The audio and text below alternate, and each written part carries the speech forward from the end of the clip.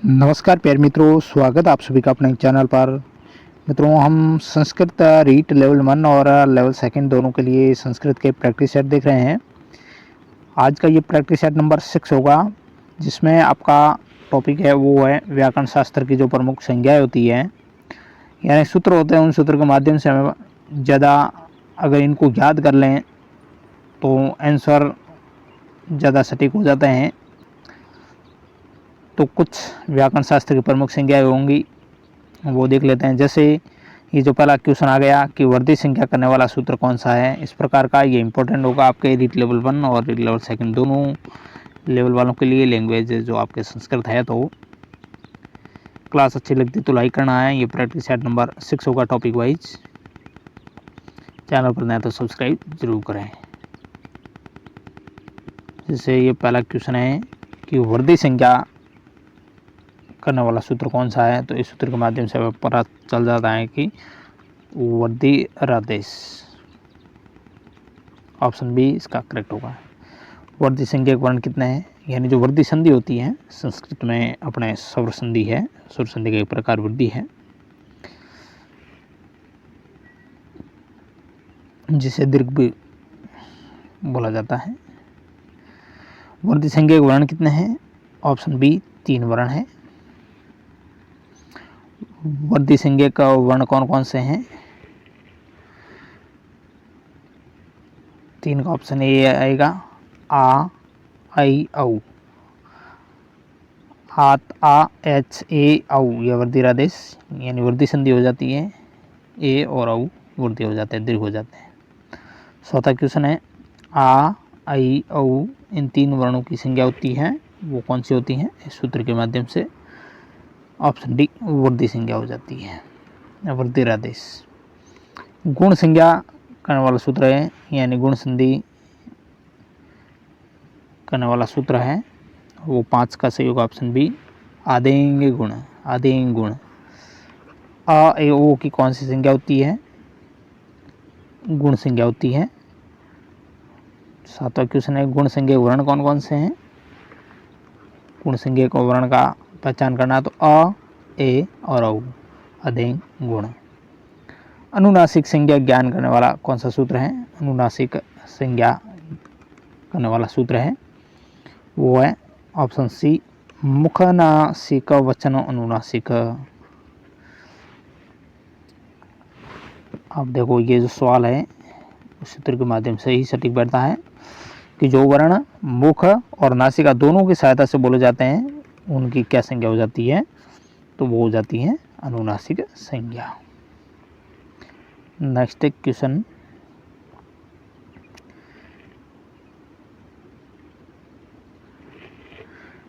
ड़, ये, न, नम आदि वर्ण ये क्या है, ड़, ज, न, नम ये है 10 का ऑप्शन सही होगा ए, ये अनुनासिक है, पंचम वर्ण है वर्गों का। जो वर्ण मुख और नासिका के साथ नहीं बोले जाते वह कहे जाते हैं, उनको क्या कहा जाता है, ऑप्शन सी उनको अनानुनासिक भी कहा जाता है और अनुनासिक भी कहते हैं। सवर्ण संज्ञा करने वाला सूत्र कौन सा है, तुल्यस्य प्रयत्नम सवर्णम। 2 या 2 से अधिक वर्णों के कंठ तालु आदि उच्चारण स्थान और आभ्यंतर प्रयत्न दोनों समान हो तो वो सवर्ण कहलाएंगे। तेरा का ऑप्शन 1 होगा सवर्णी। सवर्ण किसको बोला जाता है, यानी कंठ तालु उच्चारण स्थान इस प्रकार दोनों का उच्चारण स्थान सेम हो, जैसे अध तो कंठस्थ हो गया, इसी प्रकार तो वो उच्चारण स्थान सेम और आभ्यंतर प्रयत्न भी दोनों का समान हो तो वो सवर्णी वर्ण होंगे। तेरा का ऑप्शन 1 होगा, ये होगा। रीन्द्र वर्णियो मिथ सावर्ण वाच्यम, इस वार्तिक से री और द्र आपस में क्या होते हैं, ये सवर्ण संज्ञा होती है। परगेय संज्ञा करने वाला सूत्र कौन सा है, वो है इदु दे द्विवचनम। जो आपके इंपॉर्टेंट होता है वो मैं बता दूंगा, ये इंपॉर्टेंट है नहीं। 16 क्वेश्चन है इत, उत, एत द्विवचन की संज्ञा होती है, इनकी संज्ञा होती है वो प्रग्रह संज्ञा होती है। किन वर्णों की प्रग्रह संज्ञा होती है, द्विवचनांत ई, उ और ए की। तरपतमपो, तरपतमपो घ आएगा option B. Next question, question number 19 है। तरप और तमप ये दो प्रत्यय होते हैं। तरप तमप संस्कृत के जो प्रत्यय हैं ये दो होते हैं, घ संज्ञक होते हैं। घ संज्ञक प्रत्यय हैं, यानी घ लास्ट में आता है तो वो तरप तमप वाले प्रत्यय। घ संज्ञक प्रत्यय 20 का सही होगा ऑप्शन ए, तरप और तमप। निष्ठा संज्ञक प्रत्यय कौन से हैं? ऑप्शन बी राइट है, कित और कित्वतु। कित कित्वतु निष्ठा। कित और कित्वतु दोनों प्रत्ययों की संज्ञा कौन सी होती है? निष्ठा संज्ञा होती है। सर्वनाम संज्ञा होती है,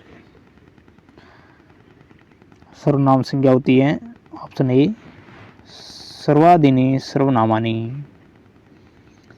24वां क्वेश्चन है। सर्व विश्व यत तद एतत इदम अदस अस्मिद युष्मद शब्दों की कौन सी संज्ञा होती है? ऑप्शन सी, इनकी सर्वनाम संज्ञा होती है। स्वरादिनी पताम अवयम सूत्र से कौन सी संज्ञा होती है? स्वरादिनी निपात और अवयम, इनकी ऑप्शन सी अवय संज्ञा इनकी होती है। स्वर आएगा, निपात और अवय, तो अवय संज्ञा होती है। 25 का सही होगा ऑप्शन सी। स्वर आदि गण में, स्वर आदि गण में पठित शब्दों की और निपात शब्दों की कौन सी संज्ञा होती है? अवय संज्ञा होगी। न वेति विभाषा सूत्र से कौन सी संज्ञा होती है? विभाषा होगी। न का अर्थ है निषेध, वा का अर्थ क्या है? विकल्प।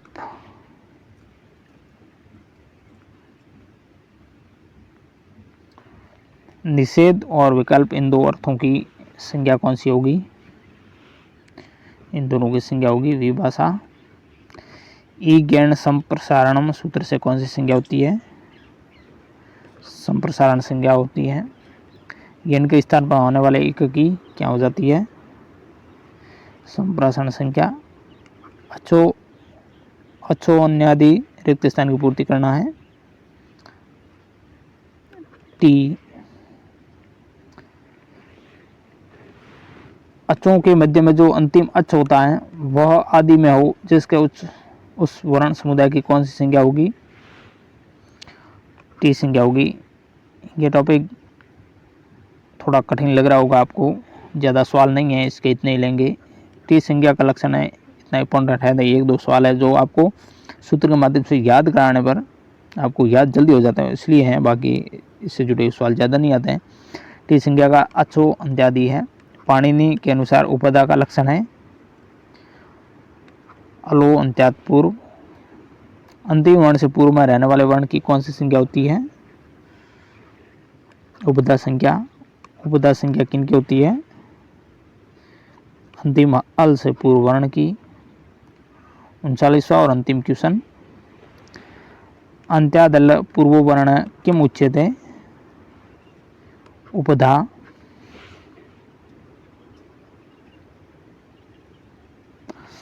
आगे और लगभग है सवाल थोड़े। नदी संज्ञा विधायक का सूत्र कौन सा है? यूश्राख्यो, यूश्राख्यो नदी, ऑप्शन डी। नदी संज्ञा किसकी नहीं होती है इनमें से? मुनि की नहीं होती है। नदी, गोरी, वधु। यू का अर्थ क्या है? इकारांत और उकारांत। ये थोड़े कठिन है, टफ है, इन सूत्र के माध्यम से आपको याद नहीं होगा। यू श्राख्यो नदी सूत्र में श्राख्यो पद का अर्थ क्या है? नित्य स्त्रीलिंग। इकारांत और उकारांत नित्य स्त्रीलिंग शब्दों की संज्ञा क्या होती है? ऑप्शन सी आएगा इसका, नदी संज्ञा होती है। घी संज्ञा विधायक सूत्र कौन सा है? शेषो गैस की, ये संज्ञा किसकी नहीं होती है? पति की नहीं होगी, हरि भानुवारी की होती हैं। जिनकी नदी संज्ञा नहीं है, ऐसे ह्रस्व इकारांत और ह्रस्व उकारांत शब्दों की कौन सी संज्ञा होती है सखी शब्द को छोड़कर?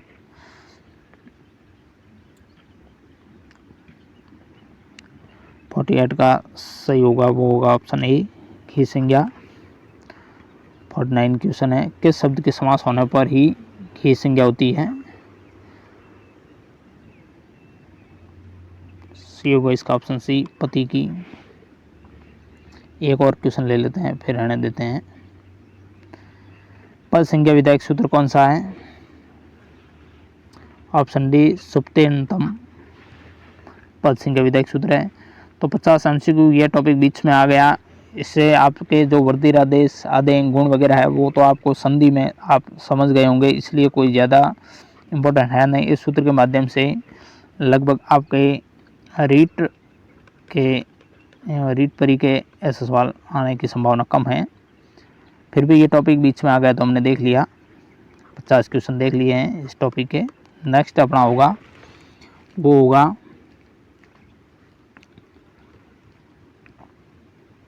संधि, और संधि इम्पोर्टेंट है। अगला जो प्रैक्टिस सेट नंबर 7 होगा वो सबसे इम्पोर्टेंट होगा। प्रैक्टिस सेट नंबर 7 संधि जरूर देखिएगा। Thank you very much.